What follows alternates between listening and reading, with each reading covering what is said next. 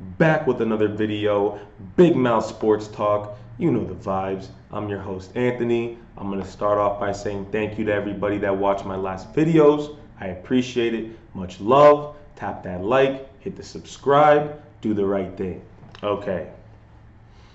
So, we're going to talk about the Tennessee Titans versus the Buffalo Bills to start off. We lose that game 34-31. Tennessee earned that win. They deserved it. They were the better team on that day. Good job, Tennessee. Now, let's talk about that 4th and 1 call. So, we're on the 3-yard line and we need 1 yard.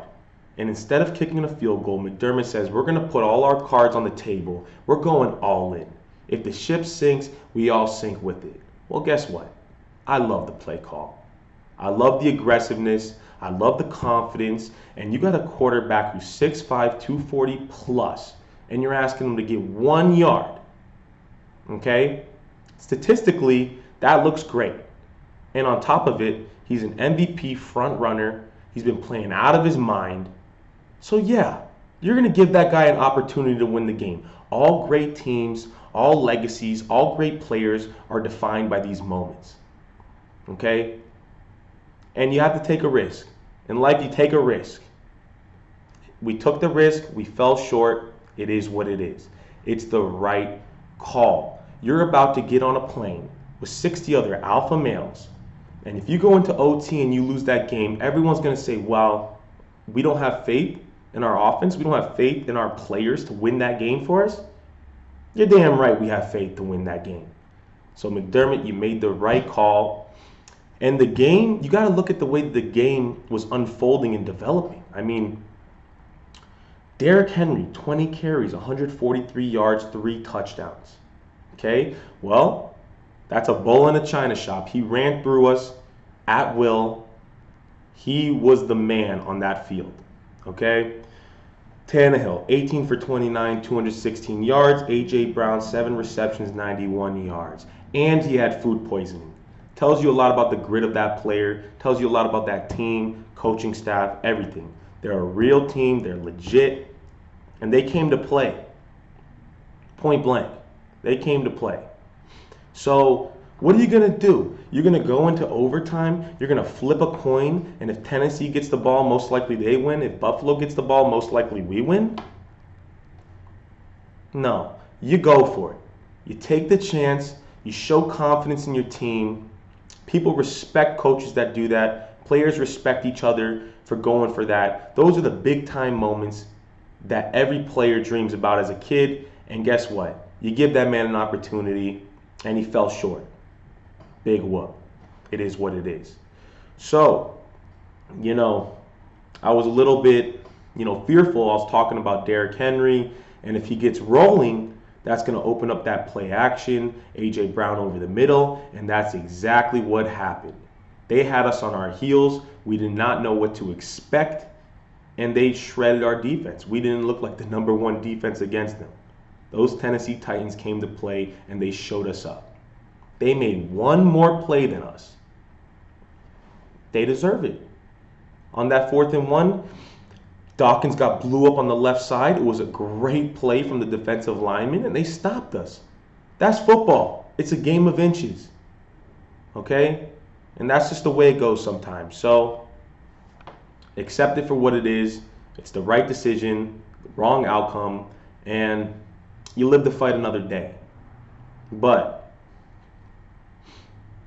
this is going to be a problem. I'm going to get into this. Now we're going to talk about the rushing stats. I've been talking a lot about Moss and Singletary, how they're a really good dual threat combination. One guy's more of your up and down the field. The other guy's a power back. You want him for those short yardage gains. You want him in that red zone with Zach Moss. And you want Singletary to go up and down that field.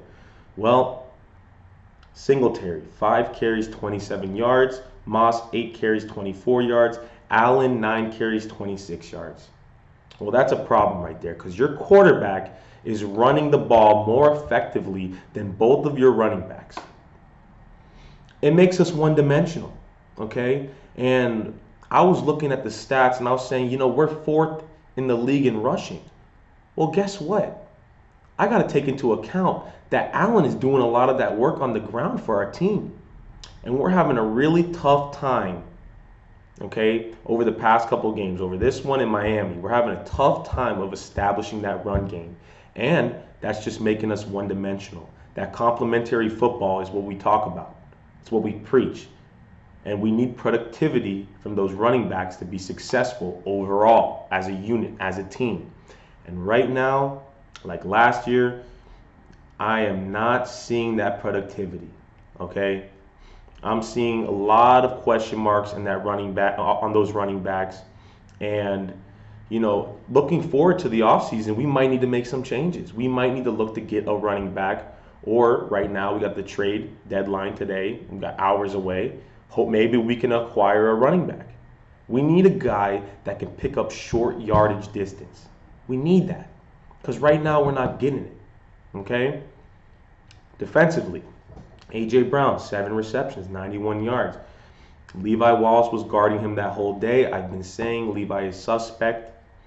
That's been a little bit of a flaw in our defense, is that cornerback position with Levi Wallace. Now, I'm not saying these guys are bad players. I love my players on my team.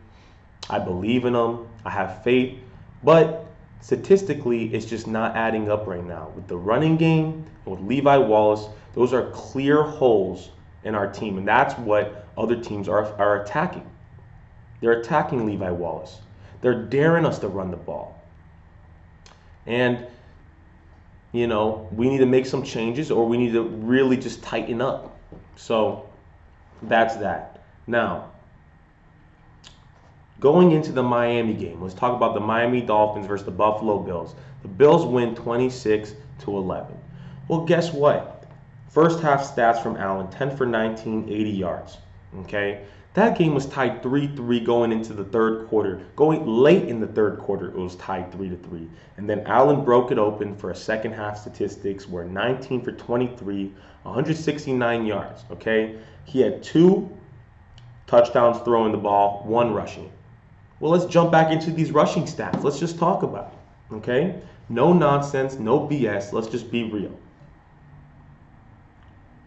Allen had 8 carries for 55 yards and 1 touchdown. Singletary had 7 carries for 26 yards, and Moss had 8 carries for 19 yards. Well, there's the problem. Allen is outrunning both of our running backs combined. And Miami's got a pretty solid defense. They haven't played up to par this year, but they're solid defensively. And they were shutting us down, until Allen kept making plays. That's why he's a front runner, because he is the centerpiece of this football team. Without him, nothing else flows. I mean, we have the wide receiver talent. Cole Beasley played out of his mind against Miami. Out of his mind. He played phenomenal, and he was a difference maker as well. Stephon Diggs, always going to be a quality receiver. Got a nice touchdown. Emmanuel Sanders, another great vertical threat. Great acquisition for the Buffalo Bills. Dawson Knox has been injured with a hand injury. And, that kind of hurts us right now because he's been very big this year. So, we got to be real here, okay?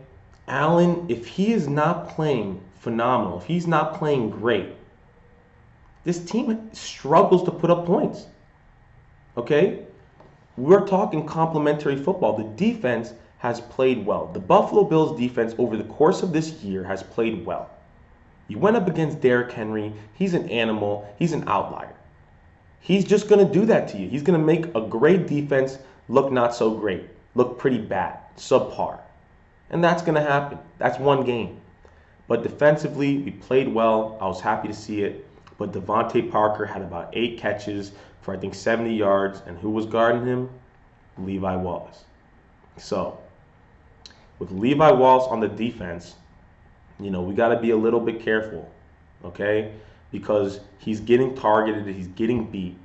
And, the defensive line needs to continue to step up and play really hard because Ed Oliver, Jerry Hughes, Russo, those guys are big-time players for us. That D-line sets the tone, okay? So they did good against Miami. But what concerns me is this running back position. It does. It concerns me. Because if you just send 4 and you're able to stop these running backs and they're not getting 3 to 4 yards at least a carry, I mean, it's going to hurt. And right now, Allen is the person putting the team on his back like he did last year. I get nervous because when he runs that ball, he could get injured. He is trying extremely hard. He's jumping over players. He's diving for pylons. He's putting his body on the line for that team, and that's why he's an MVP caliber player. So, I don't think this team should be very worried because we have an elite player like Josh Allen under center, dictating the plays, throwing that ball. We will always be okay with him in the game. He will get it done. But he needs help. He does. And Singletary and Moss are going to have to step up a lot if we want to be successful. If we want to go to the Super Bowl and win that Super Bowl, we're going to need these running backs to be productive. Okay? And I know I'm being hard on them. The first, 3 games or 4, they did pretty well. I was very excited. But you got to take into account that overall rushing stat, you got to add Allen to it because he's contributing 30-plus yards a game running that ball. And that's a lot to ask out of your quarterback. So,